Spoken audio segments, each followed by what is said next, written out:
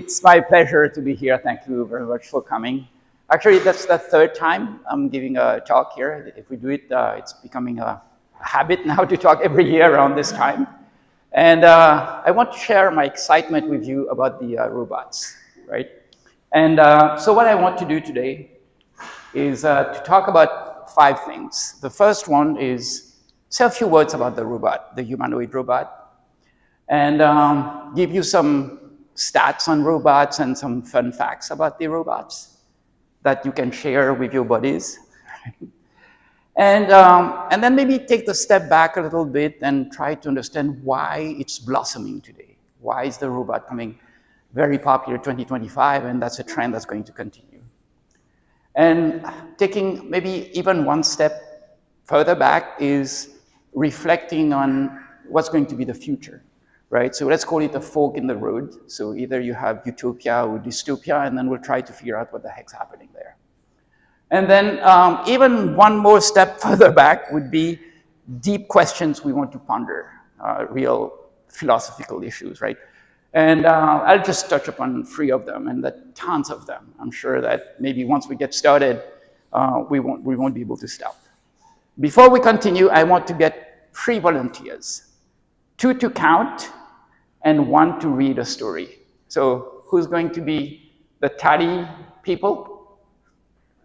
Okay, AJ, yeah, bad. And then a person to read a story. Who wants to read a story? Yeah, okay, wonderful. So your humanoid robot. So here's my prediction that many people disagree with. You will own a robot in less than 3 years. And here's the catch. I didn't tell you how complicated the robot is, right? But okay, let me add the word to make it more fun, a humanoid robot in less than 3 years. So another quick question for you before we get started is, what will you have the robot do for you? What would you like the robot do for you? House chores. Yeah, house chores. House chores. Yeah, what else? Okay. Anything else? Yeah? Hmm? Oh, plan trips. Yeah, it's happening now, right? There's madness. Okay, another question for you. So while the robot is busy doing the chores and all the stuff you wanted to do, what will you be doing during that time? Getting a massage. Getting a massage at the gym up there. Reading. Reading, okay. What else? More reading? Huh? Learn how to ride a unicycle. Okay. Very good. Okay, so let's check out the kind of the top robots that's happening today, right? The first one is Atlas. You probably heard of Atlas, yeah? This is probably the slickest of the robot. It does all kinds of stuff. It can do flip, and it's really cool. And it comes with its buddy, which is like a dog, right? That's called Spot. And they always go together, right? Atlas and Spot. Another robot that you heard about probably is Figure 02, and they've got some impressive demos. I'll share the slides with you. I've got the stats on the robot. There's Optimus that you probably recognize, right? And then we have the G1 Unitree, a robot from China. So the other one's from the US, and now you can see robots from China. And this is a very cool robot. It can walk, right? It can do stair climbing. And you can see the prices are under 20 grand, right? Which is kind of makes you think a little bit, right? And here is a fighting of the robots, the blue robot against the red robot. And one thing that's a little disappointing today is that there's still a joystick, the people that are kind of with a joystick getting the robots to move. It's not completely autonomous, and that should be happening, I don't know in how many years, maybe next year, maybe 2 years. But this one, it's kind of still a human being doing this. And this is another cool robot from China. And a very interesting robot which uses the chopstick to cook dumplings, right?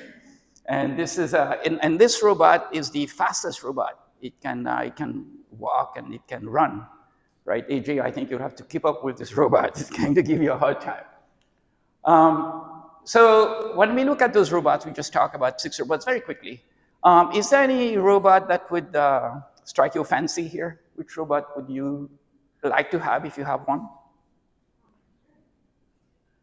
Not enough information to decide. The running robot.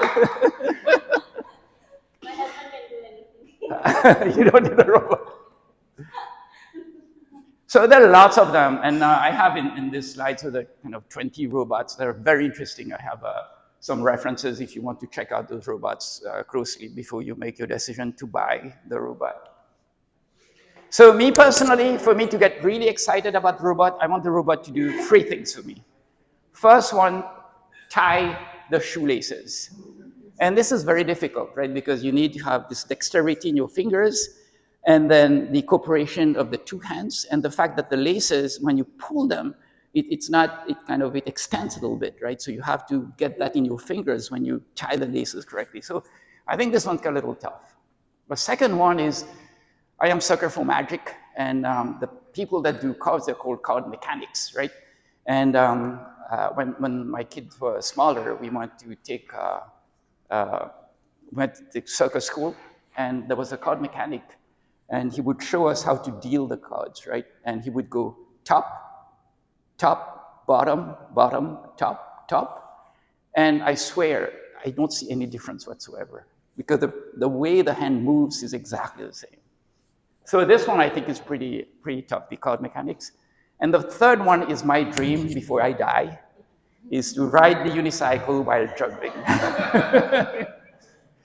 I do the unicycle kind of okay now, and the juggling still sucks because I've been focusing on the unicycle. I hope one day I can do that. But then if I get a robot that can do that, I'll be very, very impressed. Okay, so some stats about the robot. So where are we going to use those robots, right? So manufacturing, logistics. So this is 2025, by the way, right? Manufacturing, about 20 to 30,000 humanoid robots, because as soon as you put industrial robots, the numbers just go crazy, right? Healthcare and hospitals. Hospitality, customer service, welcome, take you someplace, show you some places, right? Education and research. Home assistance and companionship, loneliness, right? Talk to you. Experimental and emerging fields, right? So about 20, 30,000. And according to some sources, if you believe them, if we project this to 10 years, so now we're in 2035, we're looking at 11 to 22 million robots, if you believe those numbers, right? And you can see the growth here, right? In 10 years, they would be really omnipresent. Another interesting stat is in which country are we going to see the robots? Number 1, this is 2035, right, in 10 years. China, number 1, US, number 2, with about half the robots of China. And the third one is about half, Japan would be. And Japan is known for robots, right, until now. And they would be number 3. Kind of very interesting to see that the US would be number 2 here. Okay. So I'll switch and tell you about some interesting facts about the robots. Number 1, there was not too long ago, like a couple of months ago, so they had the robots participating in the half marathon. And so in the running, there were 21 robots, and 6 actually crossed the finishing line. So that's not bad, right? And it's kind of very difficult because when you have your step, you have to detect when you're hitting the ground to be very efficient. And then actually you use your big toes quite a bit, right, to adjust and to absorb the shock. And so that's a big challenge. So this is why the robot is a little clunky. It doesn't do that very well. But that's interesting that 6 of the 21 robots actually finished the half marathon. I personally, I can do. They tired and stuff. Yeah, they just drop, right? So this one is the RoboCop from Dubai. And this RoboCop, what it does, it doesn't give you tickets, but you can pay your tickets. You go there and you type, I want to pay. The robot's not very smart, it's a little stupid robot, but just to tell you that people are thinking, and they're saying, oh, we want to, by 2030, to have a quarter of the police force to be replaced by robots, right? Kind of interesting stat, right? Other one is the Unitree G1 that I was mentioning to you, the Chinese one. And for any of you that do any karate, taekwondo, kung fu, whatever, it can do the roundhouse kick 720 degrees, which is pretty impressive, right? And the whole thing is to keep your balance when you turn and you kick. And this thing, it's pretty impressive. So at this point, we're talking about karate and so on. You want to think about what is our reflex, right? So how fast do we react, right? So you're a very good ping pong player, right? So what's your reaction time? Very, very good, right? International level, like 150 milliseconds or something like this, right? Anything that you look that has to do with the visual, tactile, the ear, or perception in general is around 200, 250 milliseconds, right? And if you look at the robot, some of them would go down to 1 millisecond, depending on what you're talking about, right? So the question for you, if you got the big Mike Tyson fighting against this robot, before you move, the stuff already saw you, right? And these stats go like between 5 and 25 times faster than the human being. So even a big guy, even Bruce Lee, I think, would be in trouble, right? Fighting with this robot, just because of the reflex, right? Best MMA fighter, I think, would have trouble. So I'm assuming the mechanics there, right? So I'm saying reflex, seeing what's going on and respond and maybe hit. Another one is about the, when we get older, right? Nursing home and stuff. It's about a pet, right? Having a pet, we all love pets. And what about having a robotic pet? Will the robotic pet make us happy, right? So there's a study that was done earlier this year that showed that there's no difference. You can question how it's measured, right? No statistical difference in loneliness reduction between a real biological pet and a robotic pet, which is to be taken with a pinch of salt, but it is something interesting, right? Kind of, oh man, what's going on? So now if we kind of go in that direction a little more and say, what kind of pets bring you the most happiness, right? And you can look at, say, according to that study, and they have like 12,000 people over 2 years, they did that study, primary research survey. And they found that horses are the animals that bring us any of you own a horse or is horseback riding here? No? And then the dogs. The dogs are the most popular, right? Dogs, and then later on we have the cats and birds and fish and reptiles, right? And so the question is, how do we perceive the robot? Is it more like a dog, or is it more like a horse, or is it more like a whatever animal that you're thinking, a little critter, right? So moving on to another interesting fact about the robot is this is a painting of a robot, okay? So the robot is called Ida, and the painting sold for more than $1 million. Yes, right?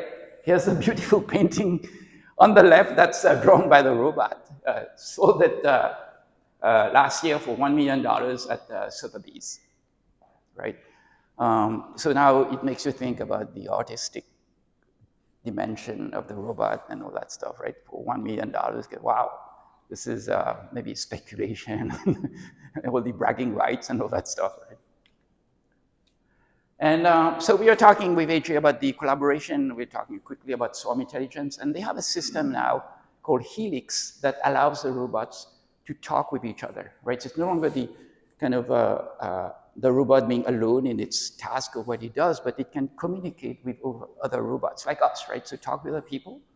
And so they have the beautiful demos where the robot would open the fridge, get the egg from the fridge, give it to the body, and the body would do something, would take something from the bag and do something. And it's very, very impressive, right? So they can do complex tasks like lifting and interacting with each other. So that, that world where robots talk to each other and cooperate is going to happen.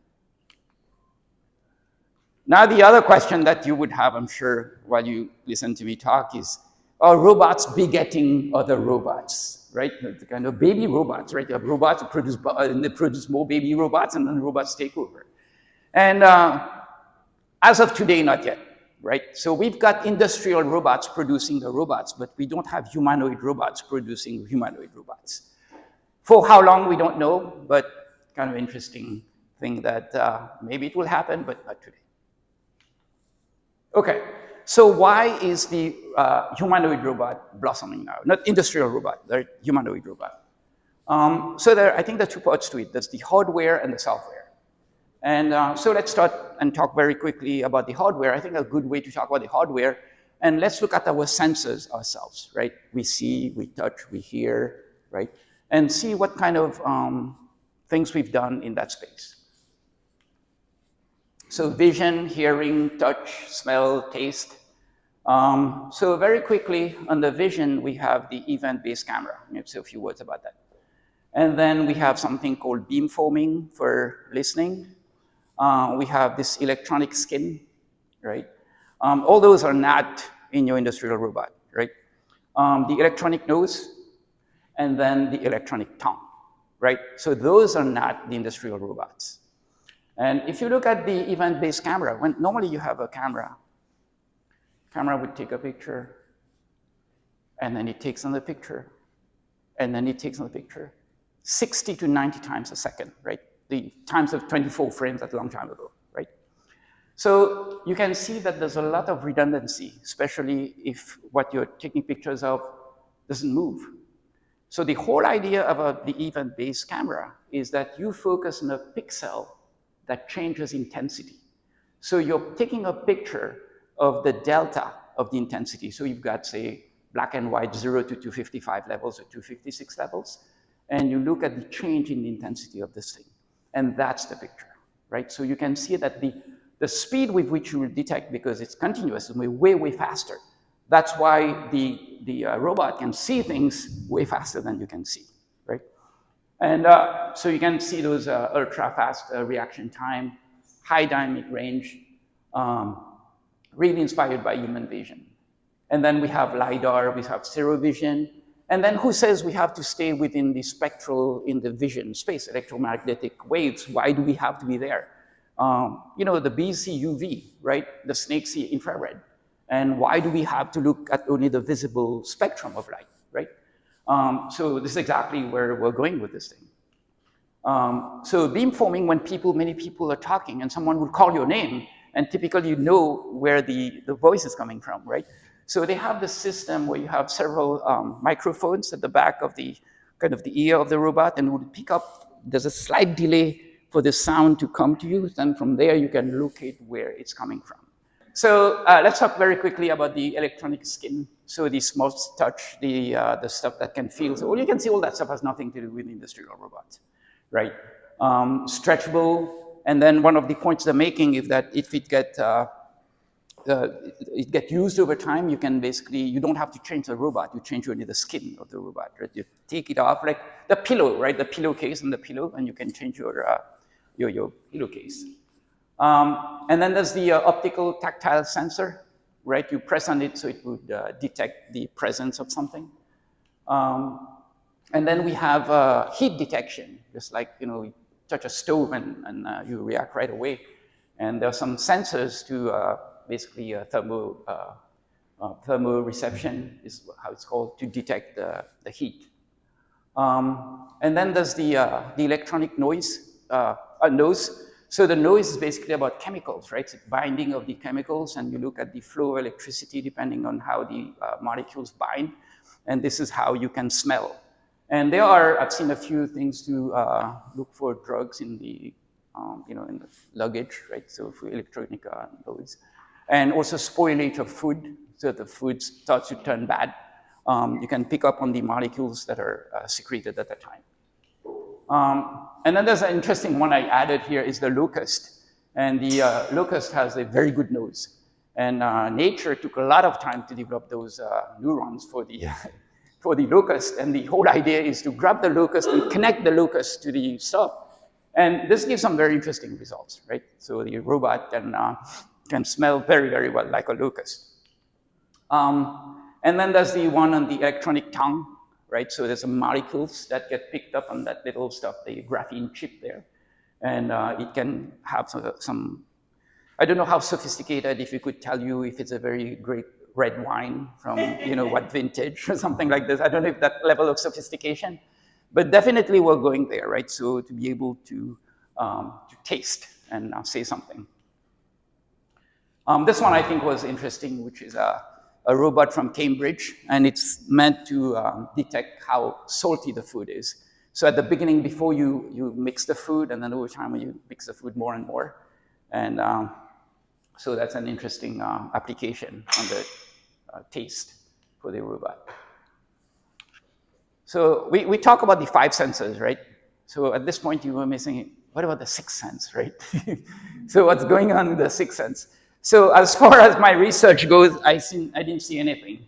No tangible results yet for the 6th sense. So sorry there, right? There's no. Okay. So let's say a few words about the software. So we saw that people are doing the robotics and the hardware, but what about the software? Is there something interesting happening in the software? Number one, of course, is the LLM, right? Everyone has talked about ChatGPT, Gemini, Copilot, and all that stuff. So LLM definitely is one of them. Other one is, maybe you heard of something called reinforcement learning, and I'll say a few words about reinforcement learning. And the third one is imitation learning, right? There are more techniques than the 3 that in my mind, those are the top 3 most important drivers of robotics today. So the large language model, right? There are tools that basically understand language, right? And it doesn't have to be written, it can be spoken. Now we have the kind of different modes, right? It even understands videos, that kind of stuff, images. So the LLMs are tools to understand and generate human text, right? They use neural nets to do that, and here are big, massive data sets been trained on, and you've all heard about all those stories, right? So here are kind of key components, and one stuff that you'll hear a lot about the LLM is the self-attention and the magic. I think the 2 pieces of magic, one is the embedding space. So to represent a word, a concept, by a vector, a bunch of numbers in a space, a huge space, right? And from that space, you can manipulate, you can give semantic, you can take like a point in that, like a vector, and then you move in one direction. It will be like walk. You go in one direction, it would walk faster, run, sprint, right in the direction with the stroll, right? You go slower and so on. Another one would be with delight, with excitement, or you're dejected and so on. And that's captured in the embedding space, which I think is amazing, right? The big thing of this structure is called the transformer. And the big stuff about the transformer is that business about attention. So when you look at a sentence, which words connect with which words are important and that refer to each other. And this is how it basically gets the semantics. And when you type something to ChatGPT, it really understands what you're saying, right? It's kind of, oh my God. And the whole thing is based on attention. And the big paper that from Google in 2017 is called, and jokingly it was called Attention is All You Need, right? And it was a joke. And so that stuck there. So those are typical cases of the LLM, right? The chatbot, the text generation, the language translation, sentiment analysis, and marketing. Is that good or bad, right? Question answering, and code generation. And actually, more than 50% of the money now that's funded in the ventures today for AI is code generation. And some people wonder if we still have software engineers in the future by the end of the decade, because if you can get this thing to write good Python code better than write SQL code or whatever you want, JavaScript, Java, CCS, whatever, then this is one big place where there's a lot of money in that stuff. Okay, so the relevance of the LLM is kind of giving life, right, to the humanoid robot through the natural language interfaces, the multimodal that we just talked about, task planning, code and skill generation, social interaction, and even emotional intelligence to say when to shut up and when to talk, right? And then train data amplification, so produce the data to train the robot. And this has not stopped. This is kind of the picture we started off back when I was a young kid doing my PhD in that business. We had ELISA, and ELISA was before me, right, way before me, but it was the chatbot at the time.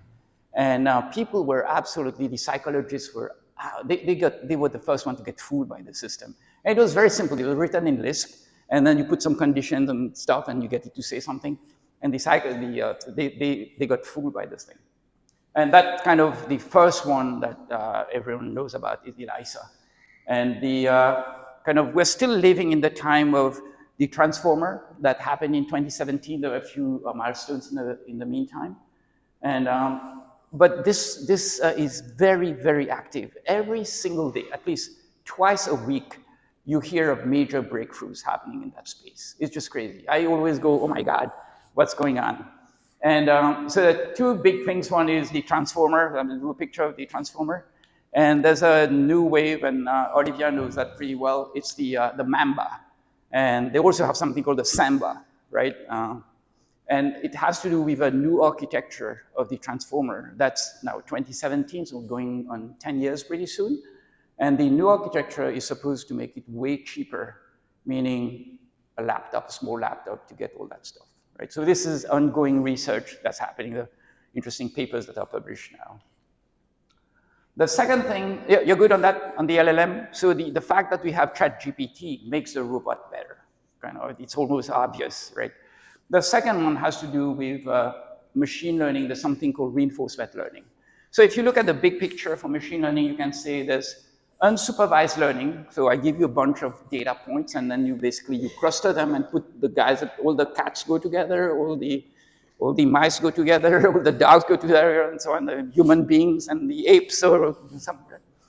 So that would be unsupervised learning. And then you have supervised learning where you say, okay, you give a label, right? So here's a picture, here's a dog, right? Dog, here's a cat. And you basically interact with the system to see in what direction, what's your take on the question. And then there's something that became very, very popular. It's called reinforcement learning. And that business of reinforcement learning has to do with, you look at the world as a state, and then you are the robot here, it's called the agent. And then given the state, you have to take an action, right? So when you take the action, you change the state of the world, and then you get something called a reward, right? The reward can be positive or negative. You can be punished because you do something bad, or you can say, oh, very good, like little kids, right? Say, oh, very good kiddo, or oh, not good, no, don't do that, right? So that's kind of reinforcement learning. And some of the issues with reinforcement learning is that you may not get the reward right away, so it's delayed, right? So you play chess, you don't know when you do that stupid move, but then later on you lost, right? You get checkmated. But you don't know when, maybe you were playing very well and it was one time that you did something stupid, this is why you lost, right? So one of the challenges is you don't always have the reward right away for each action. So then there's that emergence of that stuff, the word policy. So the policy is given a state what action you take. And one of the major things that happen is, for me it was counterintuitive, but maybe for you it's not. So instead of assigning an action to a state, you have a probability distribution of the action, right? So in a given state, you can take this action A1 with probability 67%, this one with 12%, and so on. And actually it's more like continuous stuff. And from there, you get very interesting mathematical properties where you can do stuff with the policy, right? The policy typically denoted by pi of the state and then what action you take. So you make that what we call stochastic, right? So you throw in the probability in there. So the typical case that anyone that starts playing with reinforcement learning has to do the card pole issue. So it's basically an inverted pendulum. And so you're your job is to make sure that this thing doesn't fall, right? It has to stay straight, and then you move it. If you move it too much, the thing would go the other way, right? And then you push it back, right? And you have to find the right way how to move that. So the state is where you can capture the angle of the pendulum, and then your action is you move left, right, or you stay put, right? So that's the kind of iconic example of the reinforcement learning. So that same business that we're talking about played Go, right? It got trained to play Go and beat, as you know, the world champion using reinforcement learning. And the system is called AlphaGo. And AlphaGo got kind of about 10,000, 100,000 human games and so on. And then we've say, okay, maybe we don't need to get inspiration from the human being, right? We just play against itself. So this thing is called AlphaGo 0 for no reasoning, right? And the AlphaGo 0, which beats the world champion, AlphaGo 0 beats AlphaGo 100 to 0. 100 to 0, right? Like a baby. And then there was another thing that was done, it's called Alpha 0, where it doesn't only play this thing, it plays chess, it plays some other games, and the Alpha 0 beats AlphaGo 0, hands down, right? And we're celebrating this reinforcement learning. So this is something serious, right? I mean, if you can beat the champion of Go using this algorithm, you want to study that algorithm, that something's happening with this algorithm, right? Okay. So some key, so kind of playing games and so on. 2016, AlphaGo beats the world champion. And now we're using the reinforcement learning in the humanoid robots, right? So kind of even more interesting here. The other third part I'll talk a little bit about is imitation learning. And so you can see an adult, it's interesting that the chimpanzees are like us, right? They pull your tongue and the chimpanzee will pull his tongue as well. And so we go, when you take lessons for dancing, you have an instructor and says, this is how you move, right? Collect your feet, move sideways and stuff. So that's imitation learning, right? And say, no, your feet have to be like this, and you have to move this, you will listen for the beat, right? Slow, quick, slow, and stuff, right? So this is imitation learning. And why we want imitation learning is the good place for us to start. You get someone who has the expertise, and with imitation learning, we give you examples, and you work on those examples. So self-driving car. I know how to drive a car, and the system doesn't know how to. So let me teach through imitation. What do you do when the street goes here and turns? How much I need to turn the steering wheel? How much I have to accelerate or decelerate? Whatever it is, right? Surgical robots. So you get the surgeon to train, right? Helicopter acrobatics. We got some interesting thing at Stanford there. The Rubik's Cube, right? This is how you do that stuff. And then drone navigation from the first-person view, right? And so we're getting very good results there. And the whole thing is, okay, you've got reinforcement learning that explores the space, a little complicated, and then you have imitation. So the idea is maybe we should combine them together, right? And this is exactly where this thing is going, right? You start with imitation, and when it knows enough, then we do reinforcement learning. So it goes and explores the space at itself. You don't need to babysit me anymore. I know enough. Thank you very much, teacher. I am big enough now. I'll take over, right? So that's the whole idea. So basically what we covered here is we look very quickly at the robot. We talk about the hardware. We talk about the software and why this is becoming very popular. You can see all these kind of advancement in technology makes the robot kind of ripe for the big show. So I'll say a few words more philosophy now about the fork in the road. So on the left, project yourself a few years out there, and we have Maya phrase as technology enhances her humanity, not replace it, right? Very nice. And on the other side, Jared wishes he were born earlier when AGI was meant to fulfill hopes, right? So you have two very different worlds that are in the future here, right? So literally a fork in the road, right? We can go either way. And So here's an interesting comment from that guy, Max Tegmark. And AI will be either the best thing ever to happen to humanity or the worst. And we have to make sure we get it right. And you can see in my little picture here, the right is actually dystopia. That's my joke. Okay. So on the left is what we want. So we made cool, right? And the robots are working, scrubbing, doing all that chores that you guys wanted to have. And thanks to Olivia here, we have the picture on the right as well, right? Which is we are scrubbing and the robots having a good time. So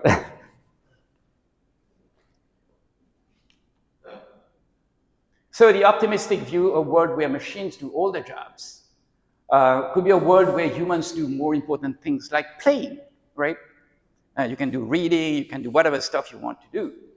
And I have a bunch, I'm not going to read them. I'll give you the slide deck. But other kind of prominent people in the field that are kind of optimistic, right?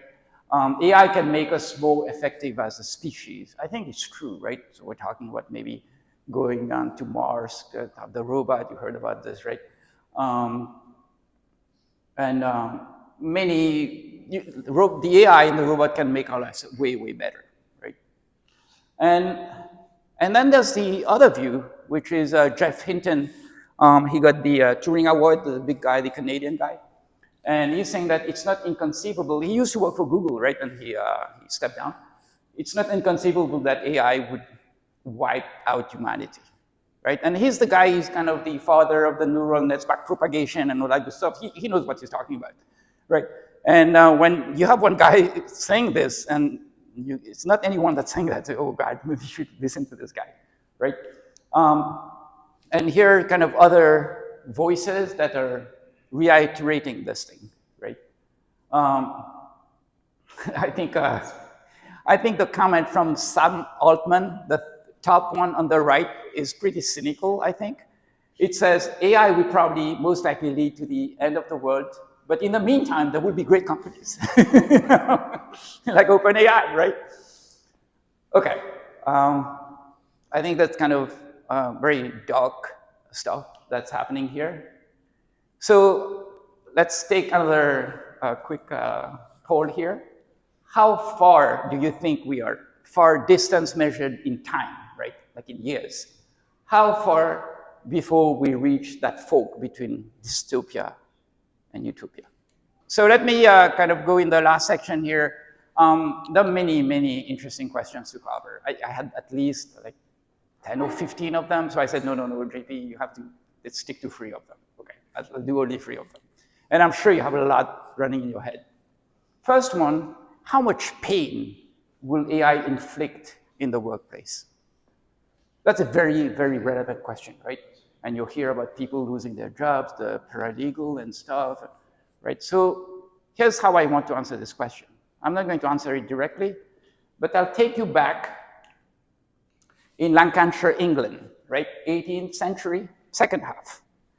So you probably recognize the spinning jenny, right? The mule and all that stuff, right? So at the time, in the cotton world, we have the fiber, and we need to turn the fiber into yarn, right? That's called spinning. And then we need to turn the yarn into fabric, and that's called weaving, right? So basically, we have 2 steps, right? We have spinning and we have weaving. And what happened is that there's 2 guys that came and said, you know what? We can automate that spinning business, right? There's Hargreaves and Arkwright. And Arkwright improved with the water frame and got this spinning stuff. And so that was very good. But then we don't know how to automate weaving. So we know how to automate spinning, but not weaving. So we have a huge bottleneck. We can produce all that stuff, but then we cannot turn them into yarn, right? So what happened is that we get that surge in the workforce from 37,000 people in the business of weaving up to 208,000. And the salary just increased, right? Because we need people to do that stuff. And so the weavers were having a very good time. until the weaving was automated, right? So it started off slowly at first, and then over time it got better and better. And as you can imagine, from the 240,000 people in that business, it dropped to 80,000. And there are stories of people dying of subsistence, right? Because the pay is so low. I mean, they just can't live anymore, right? So weaving was automated. Weavers saw their wages free fall, and many became destitute. So if you look at the job opportunities of the weavers, right? So at the beginning, it just went up because they automate this thing, then it means you have so much you have to weave. But once the weaving is automated, then you don't have too much to do. Hence, let me call it hell, right? So from the boon to the hell. So I won't say more than that. Just keep that at the back of your mind, and then we'll move on, right? So let me ask you a second question, like you to ponder on. Can we live side by side with humanoid robots? Right, so we're talking about robots getting into our life, getting in our house. Many of you said, yes, I want to have a robot in my house, right? A cool one, do the chores and so on. But can we really live side by side with a robot? And who's the storyteller? We had someone, yeah, please. Let me give you a, I know you can read. I want to give you a, so I can hear you very well. On a cold night in the desert, an Arab set up his small tent and left his camel tied outside. As the temperature dropped, the camel asked to put just his nose inside the tent for warmth, and the Arab agreed. Soon after, the camel requested to bring in his neck, then his forelegs, each time receiving the Arab's consent. Eventually, the camel asked to enter the tent completely, citing the cold, and the Arab, though reluctant, allowed it. Once inside, the camel claimed there wasn't enough room for both and kicked the Arab out. The Arab, now outside in the cold, realized he had been displaced from his own shelter. Thank you. Okay, thank you very much. So that's kind of a cautionary tale of the very classic stuff that you probably read to your kids, right? The Arab and the camel. And obviously, this is what we're talking about, right? Cabot being the humanoid robot. The other point I want to talk about is maybe the hijacking of bad actors, right? So we have the Asimov rules, right? The free laws of Asimov, and the robots going to serve us, protect us, and so on. But what if we have some bad actors taking over and get the robots turn on us, right? That's all. I mean, you hear of cyber attacks all the time. And this is a possibility that the robots would be taken over by some bad actors. You don't agree, AJ? Yeah, it's possibility. Possible. Yeah. So let's look at pets. Oh, I like the pets, and look at the pets again, right? About 2 out of 3 households in the US have a pet, right? And so the chart on the left shows how many households have a pet. And then the bar next to it is how many pets they own, right? So the winners are obviously the dogs, and then the cats, freshwater fish, and so on. And the younger people tend to like the pets more than the older people, interestingly, right? And you can see you have horses, you have saltwater fish. And at that point, you may ask yourself the question, you know, when did we have those pets, right? When? So the first one is the dog. So the chart reads, you go back in time on the horizontal axis, right? Minus 5,000 years, 10,000 years, right? Hunter-gatherer, we start to become farmers, and you go back 15,000 years and so on. So the dogs came first. We, hunter-gatherers, we befriended the wolves, right? And we got the dogs. And then later on, we got what we call the Bornean package, and I like those animals for their hide, for their milk, for their meat, stuff.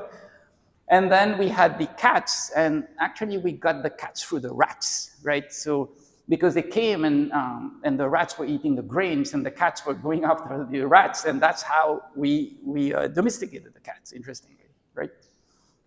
So the reason I mentioned that to you is, I guess you know where I'm going with that, right? I mean, is the robot a kind of pet, and psychologically how we're going to view our relationship with the robot? again, stuff on the happiness, right? So if you look at the dogs, and you can see horse, I showed you that, survey, 7.37 out of 10 for the horse owners, right? And then the second one is the dog, right? You have the dogs, the cat, the fish, birds, reptiles, small animals, little pets, and then no pets. So people that don't have any pets, they're not very happy, 6.26.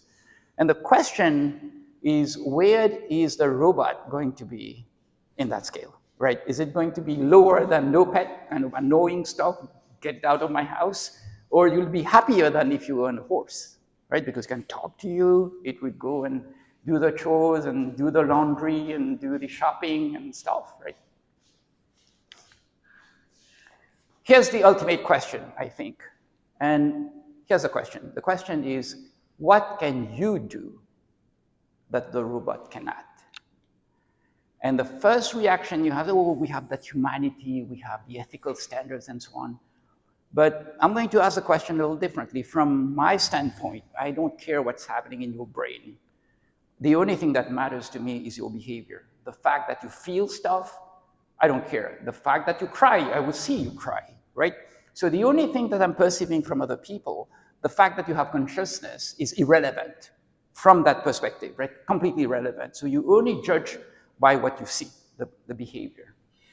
And so there's the case to be made, if you have a little Venn diagram, the humans on this, like, uniquely human that the robots cannot do.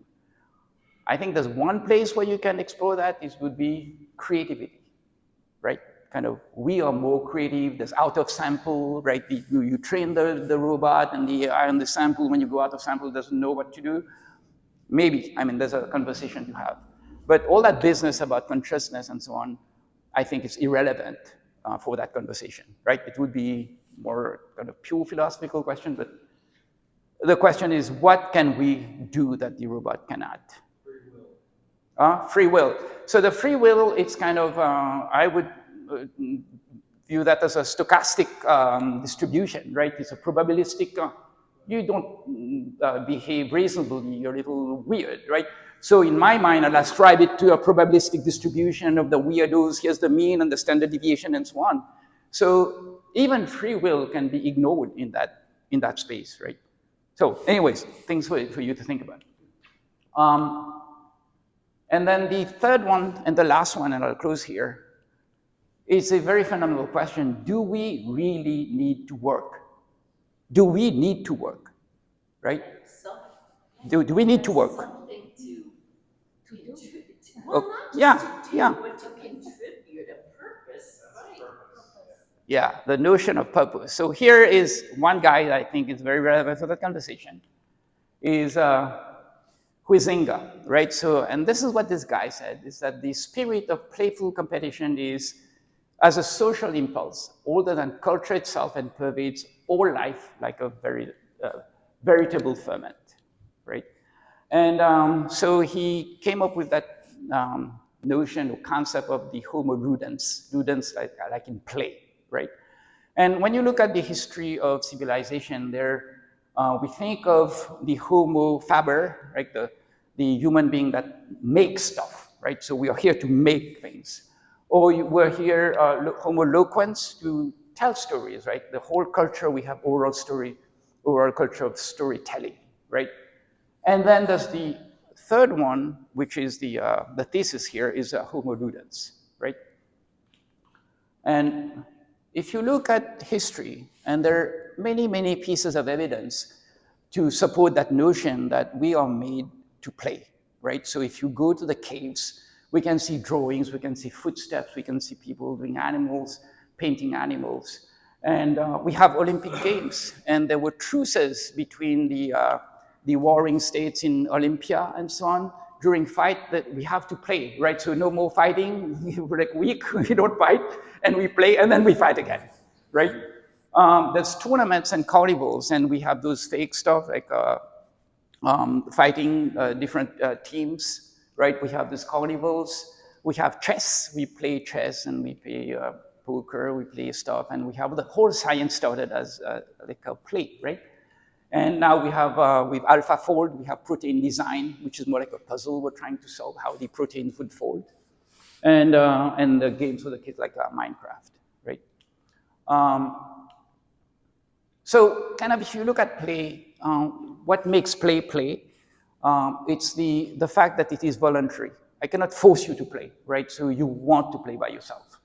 And we have something called the magic circle. So in that magic circle, different rules apply of life, right? So we have those rules and you have to follow the rules. And it's not fun if you break the rules, and everyone knows that, right? And then once we're done playing, we walk out, the regular rules of life apply, right? That's called the circle of life. So we invent an order in that stuff, and there's always rivalry and fellowship. I think the new term is called co-opetition, right? In our world, right? In the business world, co-opetition, we compete and we cooperate at the same time. And we have this cultural residue about myth and all that stuff, right?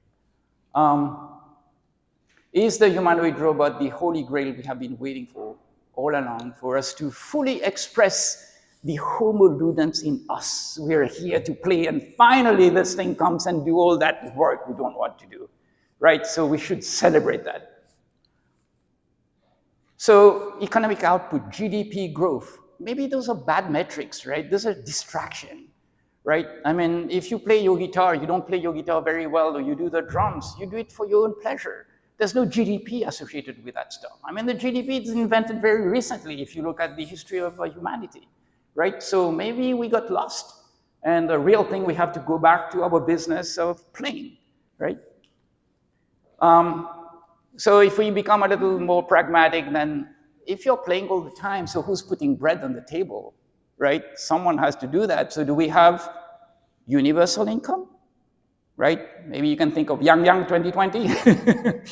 And so all those concepts of, who's going to own the robots? Will you own the robot, or the government will own the robot? Are we going to tax the robot, the works that done by the robot? Do you have like a VAT on the robot? What's the solution for that? But ultimately, if you're playing all the time, someone has to provide. So with that, I'll close. And